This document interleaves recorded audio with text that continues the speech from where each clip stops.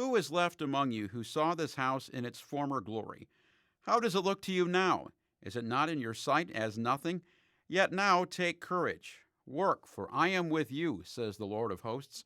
My spirit abides among you. Do not fear.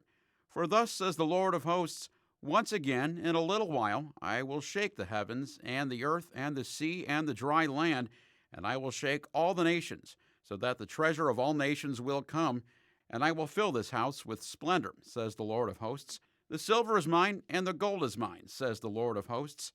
The latter splendor of this house shall be greater than the former, says the Lord of hosts. And in this place I will give prosperity, says the Lord of hosts.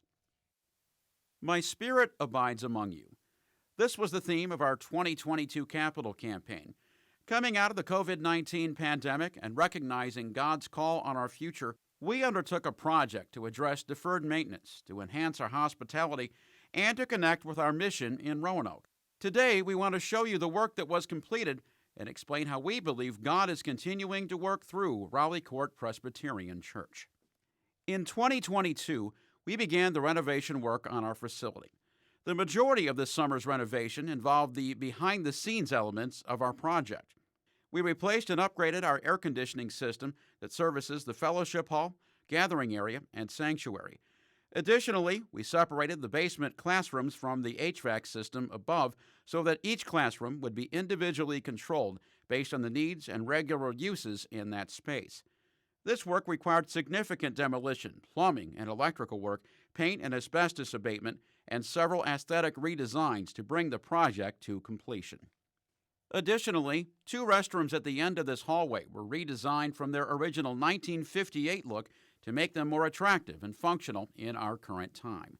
The other major component of this project was an additional egress from our nursery.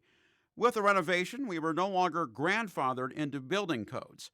This meant, because of our weekly preschool, that we had to create ground-level exits for fire security for any classroom housing students under 18 months of age. This is difficult when your building is 6 feet underground in all directions. We were creative, and the city overseers worked with us to create a solution. Excavation, plumbing, electrical work, brick and mortar, and handrails and concrete were poured to create this emergency exit for our youngest children. When Jesus says, "Let the little children come to me and do not stop them," it is our obligation to provide for their well-being. In addition to the safety element, this new exit has provided the convenient drop-off and pickup location for preschool families. In addition to fire safety, we upgraded our security. This required construction of new doors in several locations and added access panels to particular parts of the building. We are the Church of the Open Door. We host church meetings, Alcoholics Anonymous, and other community meetings throughout the day. We operate a preschool 5 days a week. We want all to be welcome and safe. Securing and adding certain doors in the building ensured that our children were safe downstairs, and we were able to utilize the rest of our building for the ministries God has called us to host. My name is Holly Smalley. I have 3 small boys, and we started coming in 2020. Our oldest, Russell, was in the 3-year-old program when we started coming, and we've been here ever since. So we've been here for almost all of the construction, and it's been amazing to see the ramps in place, the improved fire safety. Again, those are things that as a parent you take for granted that those are all being done, and it was just beautiful to see how thoughtful and just proactive the church has been to make those safety things, and the communication has been wonderful. So it's been fun to see and to kind of walk through it together and to be a part of it and to know what's going to be here for future generations. My name is Mickey Overcast Callan, and I've been with this preschool for 13 years now in this class, Parents Morning Out, which is one of the classes that was affected by the ramp that we just received, which I'm very appreciative of. We are now able to get our little ones in and out safely and quickly, and it's so easy for them and easy for me because I'm not getting any younger.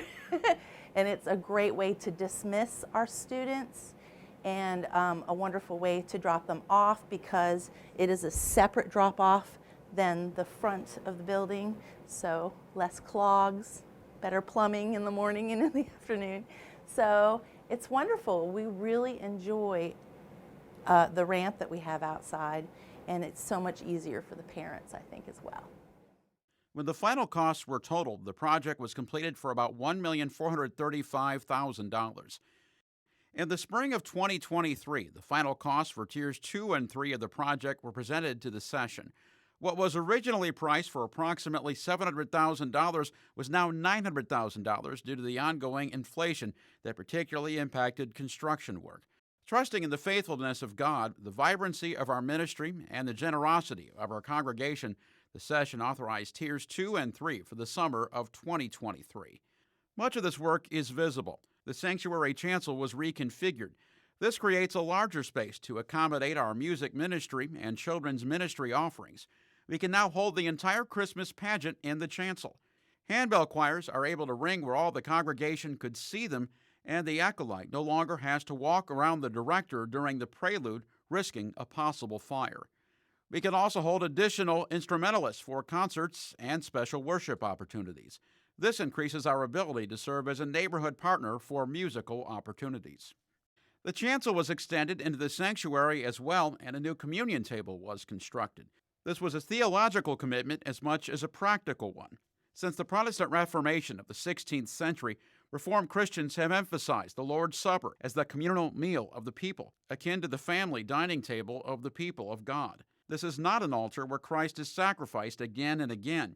It is the table where we come to grow in our faith, be assured of God's grace, and be nurtured in our walk with the Lord. This renovation creates a visual representation of that theological commitment and communicates to all who enter, God's grace is for you. Pragmatically, we added handrails to the stairs, which was an accessibility concern for choir members, congregants giving minutes for mission, and anyone else who needed a hand so they could offer their witness in worship. To accomplish this work, however, our organ had to be removed and stored for the months of construction. We also needed additional lighting and sound upgrades so that the lights in the sanctuary were no longer controlled from a small button in the pulpit. We moved toward a more energy-efficient system for our electrical needs. We had the sanctuary painted and old speaker boxes removed. We had the pew cushions reupholstered, and several pews required repairs. A new audiovisual booth was constructed at the rear of the sanctuary to help with weekly worship and with our live streaming offering to homebound, out-of-town, and new worshipers. In the narthex, we furred out the walls from the cinder block. We ran electrical wires so they were no longer visible on the rear sanctuary wall or in the narthex. A new ceiling grid was laid in the narthex, and additional dimmable lights were installed for special worship services, allowing the lighting in the narthex to match the sanctuary lighting. This was also the time to renovate the other spaces off the narthex. What was originally constructed as a pastor's study in 1958 was converted into an infant room. Dimmable lighting, comfortable gliders, a changing station, and a live stream monitor of the worship service were added to the space. Parents, therefore, who brought a baby to worship now had a place to move if a child needed to be rocked or nursed or changed without having to be removed from the worship service. So I was able to use this room for a short period before we finally hit that mark where we were comfortable sending Carson, our youngest, to the nursery.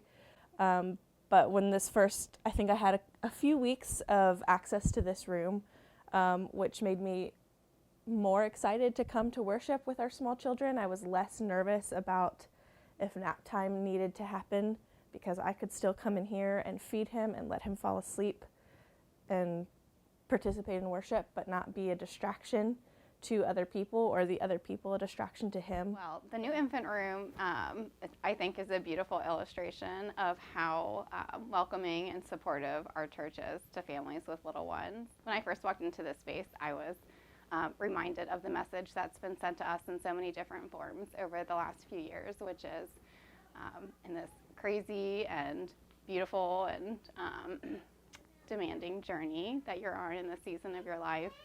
There is a space for you here, and we want you here with us, and we're with you.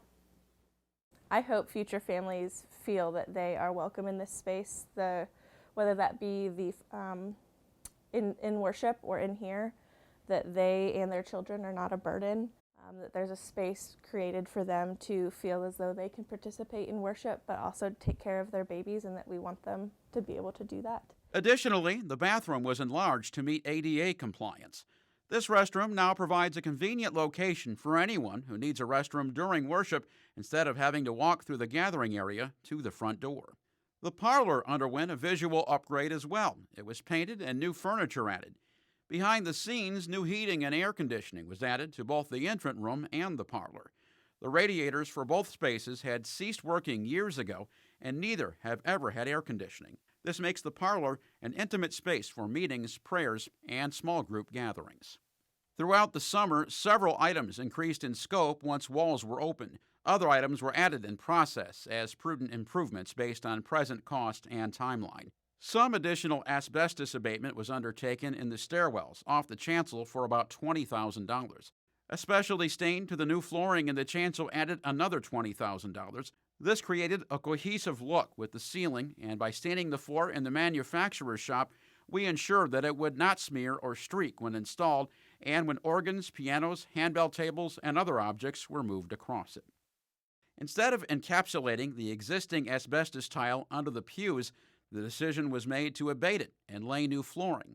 This prevented future generations from having to deal with this issue, eliminated a potential tripping hazard between the aisles and the pews, and ensured that we could reinstall the pews without possibly stirring asbestos into the air with our drills. This was an additional expense of $32,000. The decision was made to abate the basement ceiling and replace it with a new ceiling and lighting. There was also insulation that had to be replaced due to decay during that effort. The new ceiling allowed for electrical lines and a water main to be removed from view. It also removed even more asbestos from the building. This was added to a need that came for new doors in the classrooms under the sanctuary. These doors were cracking and splintering and lacked locking mechanisms to protect teachers and students. This would bring us in line with best school security practices. All new doors and hardware were added as well. This total cost came to over $148,000. The alterations to the nursery classrooms necessary for the emergency egress required new casework, carpet, paint, and other upgrades. This came to $48,000 in additional expenses. The vestibule between the narthex and gathering area was added to the scope of work. This required new water fountains, asbestos abatement, flooring work, trim work, and added another $20,000 to the scope. Additional work undertaken added cost to our contract with Hughes & Associates architects and engineers to oversee the drawings, plans, and implementation. Upon the completion of the project, our costs came to $2.85 million, including our contribution to the Presbyterian Community Center for their new facility set to break ground in 2024. This new facility in Southeast Roanoke will be one of the largest investments in that community in decades. It will expand the reach of the program to all grade levels, allow them to host medical clinics and community meetings, and grow the food ministry. We are grateful to partner with PCC in this endeavor, for we are a church committed to the mission of Christ in our city. Right now, in pledge contributions and unpledged giving to our campaign, we expect that $1.9 million will be received by May of 2025. This means that we need to raise approximately another $1 million to pay for the work done and the mission giving we have committed. We have a construction loan with an interest rate of 4.25% that will mature in June of 2027. Our hope is to retire the debt before that loan needs to be renegotiated. This renovation has enhanced our community outreach to our preschool. It provides necessary security to our families with children. It offers greater hospitality for group meetings for families with infants, enhances our music and worship ministry, and creates a more cohesive presentation to new visitors and guests. None of this renovation, however, replaces the physical witness of our people and their commitment to the grace and mercy of Jesus. We simply wanted our facility to match our mission. We believe this project has made wonderful strides in helping us accomplish this call. Now we need your help in completing the work. God is working here, bringing life and hope to others. We are witnessing to the mission of Christ every day. Help us ensure that this witness continues into the next century as we celebrate our 100th year in 2024. God still has need of us. Let us respond in gratitude and hope. God's Spirit abides among us.